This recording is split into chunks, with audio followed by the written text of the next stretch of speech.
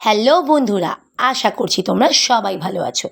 নিত্যদিনের মতো আজও আমি সন্ধেবেলা চলে এলাম দোকানে চা তৈরি করতে, কারণ বিকেলবেলা বিভিন্ন কাজের মধ্যে আমি ব্যস্ত ছিলাম।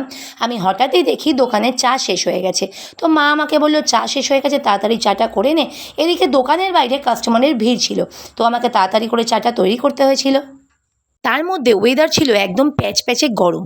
এই গরমের মধ্যেও আমাকে ফ্যান অফ করে দোকানের মধ্যে চা তৈরি করতে হচ্ছিল, কারণ যতই কষ্ট হোক না কেন আমি এই প্যাচপ্যাচে গরমের মধ্যেও আমি আমার দোকানটাকে খুব সুন্দরভাবে সাজিয়ে গুছিয়ে রাখি।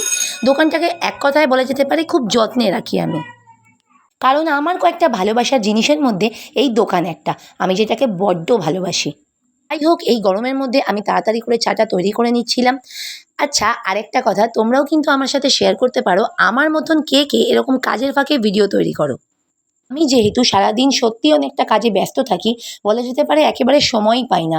আর যেটুকু সময় পাই শরীরে প্রচণ্ড ক্লান্তি লাগে, মনে হয় ঘুমিয়ে পড়ি। তো আমি যখনই সময় পাই কাজের ফাঁকে ফাঁকে ছোট্ট ছোট্ট করে কিছু ভিডিও বানিয়ে রাখি। এতে আমারও সুবিধা হয়, তাতে পরে আমার ভিডিও আপলোড করতে খুব একটা সময় লাগে না। হ্যাঁ, আর একটা ইম্পর্টেন্ট কথা, বিশেষ করে এই 2025 সালে এসে দাঁড়িয়েও আমি নিজে চোখে দেখেছি অনেক পরিবারের মেন্টালিটি কিন্তু এখনও চেঞ্জ হয়নি। হ্যাঁ, আশা করি তোমরা বুঝতেই পারছো যে আমি ঠিক কী বিষয় নিয়ে কথা বলতে যাচ্ছি। সেটা হচ্ছে আমাদের প্রত্যেকেরই পরিবারের বড় একটা সাপোর্টের খুবই দরকার। যেই সাপোর্টটা হয়তো আমাদের মধ্যে অনেককেই সাকসেসের দোরগোড়ায় পৌঁছে দেবে। কিন্তু সমস্যাটা হচ্ছে এখানেই যে এখনও অনেক পরিবার রয়েছে যারা সাপোর্ট করা তো দূরের কথা, এই সোশ্যাল মিডিয়া প্ল্যাটফর্মে কাজ করাটাই পছন্দ করে না। যাই হোক, কথা বলতে বলতে আমি দোকানের চাটাও তৈরি করে ফেলেছি এদিকে। আর একটা কথা, চা কিন্তু এমন একটা পানীয়, যতই গরম পড়ুক না কেন চা ছাড়া কিন্তু একটা বেলাও আমাদের চলে না। আর বন্ধুরা, তোমাদের কাদের কাদের আমার মতোই চা খেতে ভালো লাগে কমেন্টে জানিও কিন্তু। তারপর আমি সব কাজকর্ম সেরে নিয়ে একটু রিল্যাক্স হয়ে বসলাম। চা বানাতে বানাতে পুরো ঘেমে স্নান হয়ে গেছিলাম আমি। যাই হোক, অতঃপর আমার পুচকে বেবিটা আমার সামনে এলো, আমি তাকে একটু জড়িয়ে চটকে আদর করে নিলাম।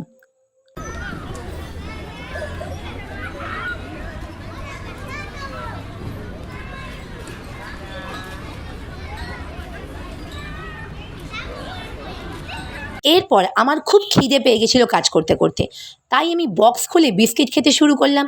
অমনি আমার ছেলে চলে এলো, আমার ছেলেকেও আমি বিস্কিট দিলাম একটা খাওয়ার জন্য। তারপর মজায় মজায় মা বেটাতে মিলে কতই না বিস্কুট খেয়ে ফেললাম আমরা। যাই হোক, অনেক গরমের মধ্যে অনেক ভিডিও বানানো হলো, অনেক চাও বানানো হলো। তোমরা আমার মিনি ব্লগের জন্য সাবস্ক্রাইব করো। আমি চললাম, টাটা, বাই।